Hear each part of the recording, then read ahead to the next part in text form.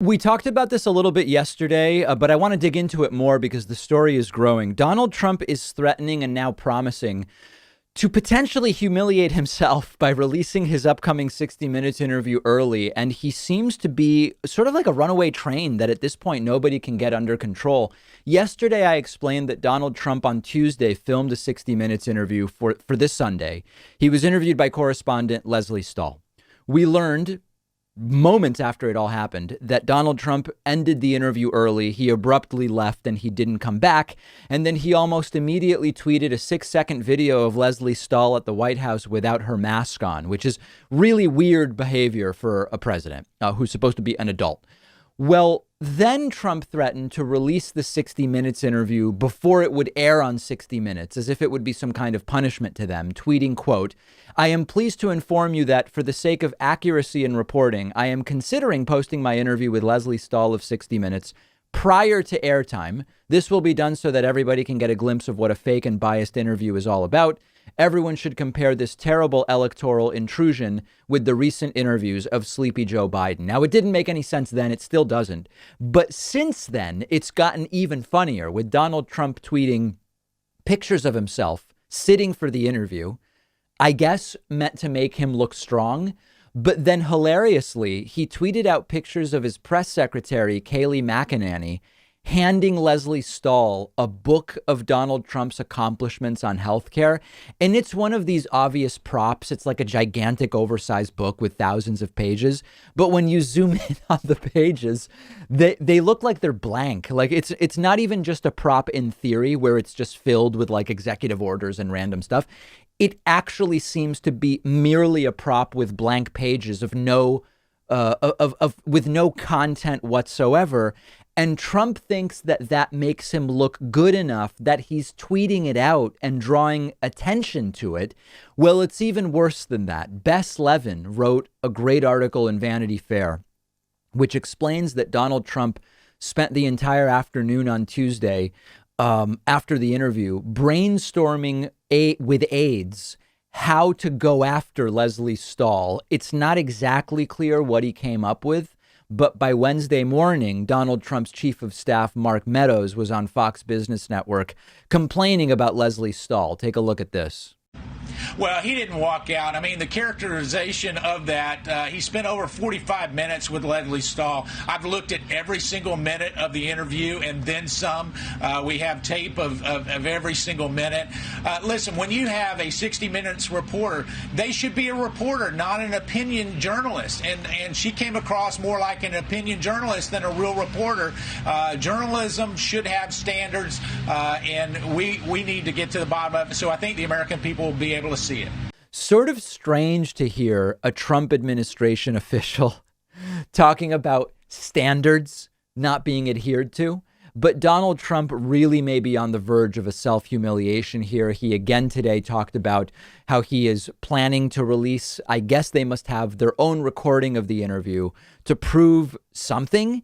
And by the time you even listen to this clip or watch this clip, it's theoretically possible that Trump may have already done that. Now, on the back end of this, some of the people who saw the interview, who have spoken to Vanity Fair, said, you know, the truth is the interview is not that bad. It's not like the interview. It's OK. It's not great because it's Trump, but it's at least not worse than the things Donald Trump has been saying daily at his rallies. So this may be another one of these instances where Donald Trump is calling attention to something that would not have been as big of a deal if Trump had let it go. But this has been a theme of the presidency, self-inflicted damage.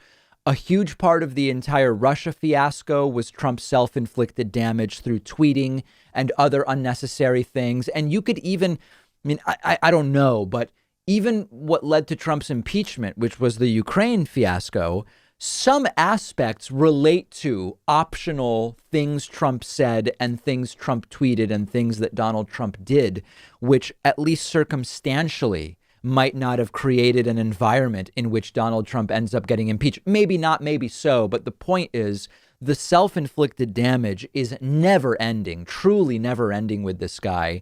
And that's another aspect of, you know, the final debate is tonight.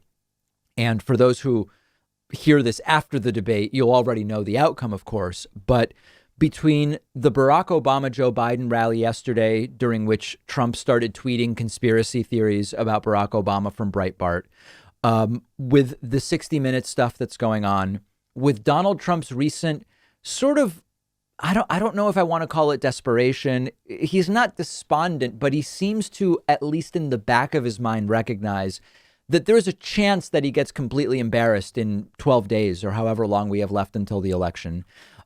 It seems to me that Trump is on a hair trigger to completely self-destruct. And as you know, tonight, during 4 of the 15-minute section, during 4 minutes from each 15-minute section of debate, candidates will be muted while their opponent gets their 2 minutes to speak uninterrupted. I would not be shocked if Trump just can't control himself and tries to shout over the muting and gets picked up by Joe Biden's microphone or by moderator Kristen Welker's microphone. Anything could happen tonight. I invite you to join me tonight. We will be live about 30 to 45 minutes before the start of the debate on YouTube, Twitch, and Facebook.